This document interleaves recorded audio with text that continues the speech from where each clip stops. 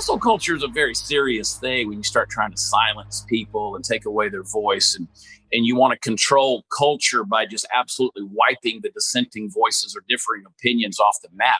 So that's kind of what this book is. I took a lot of examples in different situations that have happened over the last couple of years, and I talk about them, but then there's underlying principles with all of those things that happen. And I try to take it and wrap it in a little bit of humor so it's an easier pill to swallow, put it in short chapter form.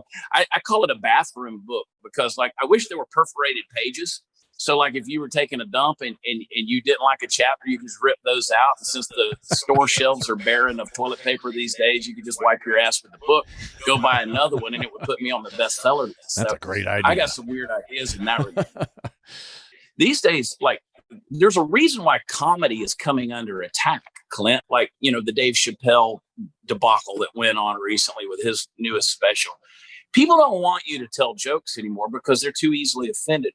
You know, the world of comedy is like, I call it that last bastion of free speech. They should be able to get under your skin, piss you off, make you think about yourself, make you introspective, you know, make you a little uncomfortable. But at the end of the day, you laugh at yourself. These days, people can't do that anymore. A great comedian knows how to do that.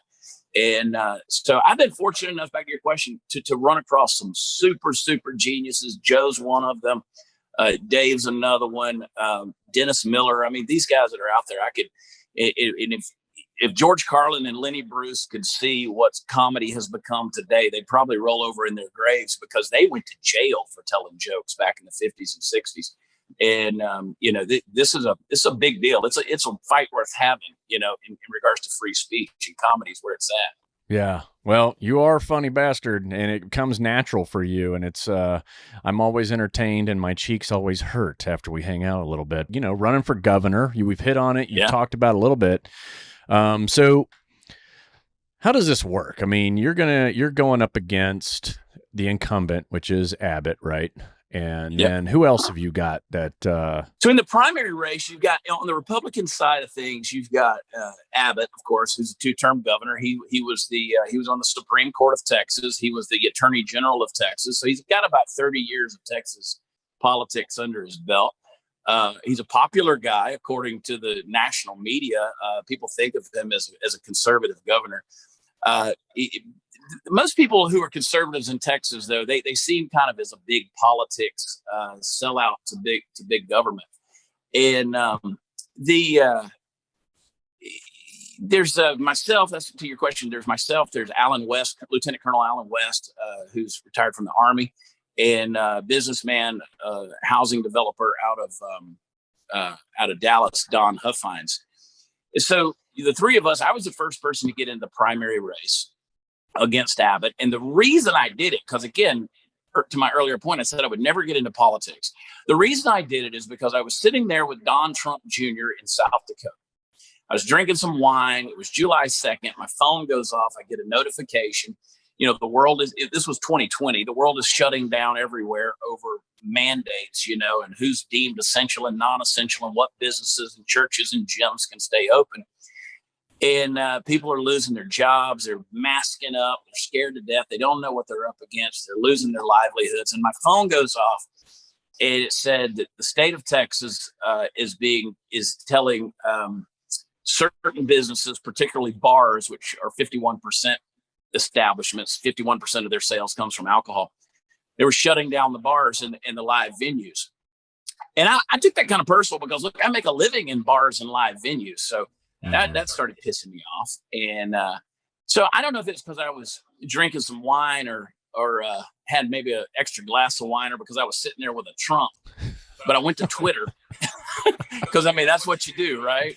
And I just said, I'm gonna run for governor in 2022 in the state of Texas. Well, it blew up because of my following. People had just had it, you know. And so, you know, if you look at it, NBC called me a few weeks ago and they said, according to the media, I said, let me stop you right there, because what you're about to say is going to be BS. According to the media means nothing.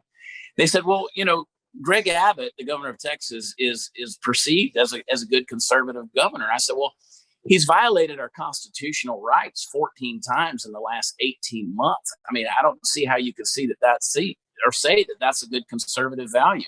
The guy's increased spending in the state in the last 7 years by $48 billion. Our property taxes are through the roof. We all know about border security being a mess. Our energy grid broke down last February. So there's a lot of things that are going on. He told you couldn't go to work, couldn't go out and have fun, couldn't have a beer, couldn't go to church, couldn't go to the gym.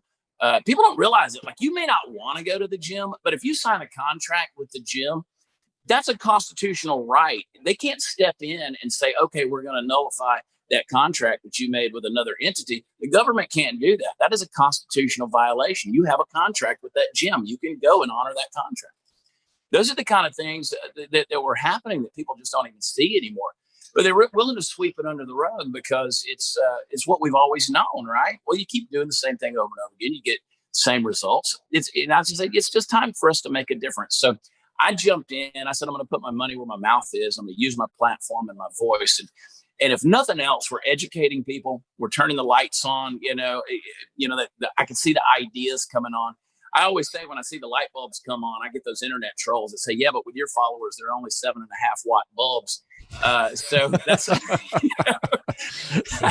that's funny. I did a show last year in Arizona with Jimmy Kimmel's sister. She opened for me. And, she's liberal. She's super liberal, just like Jimmy is. And she's a sweetheart, though. She came to the show. And we were in the green room, and she said, my friend told me not to come do these shows with you. She said, I was guaranteed to get COVID because this room's a room full of mouth breathers.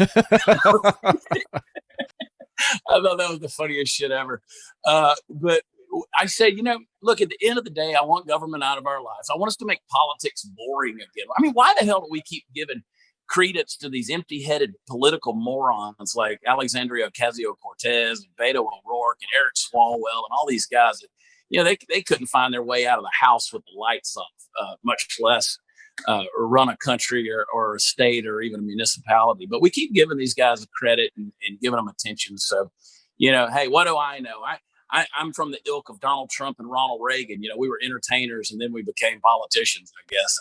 But hey, I love this state, man. People, when I announced it, people thought it was a publicity stunt. They're kind of waiting on the punchline.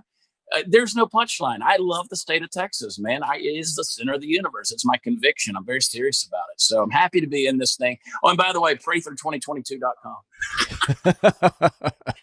Hey, Clint, you know what? People can even go to beto22.com. It still comes to my website. I love it. You hijacked that shit. I think the best thing you said was, let's make it boring again, because you're right, man.